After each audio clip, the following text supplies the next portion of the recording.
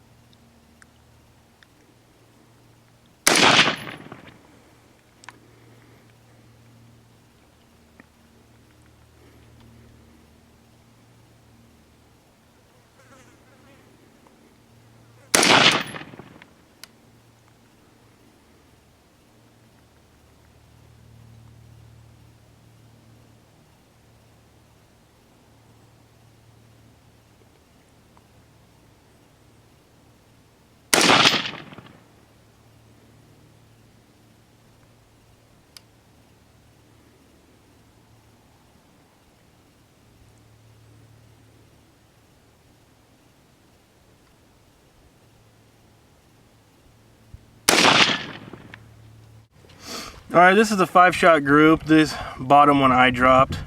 I knew I did it as soon as it left the barrel. So it's probably a little bit under an inch even, including that. And that was HPR 75 grain Sierra Match Kings. And then just a side note, these couple shots right, not these here, this is from earlier. These shots right here, that was Herder's Tula steel case ammo, and that's about 1 MOA. So I would say these Shilen barrels do shoot very well.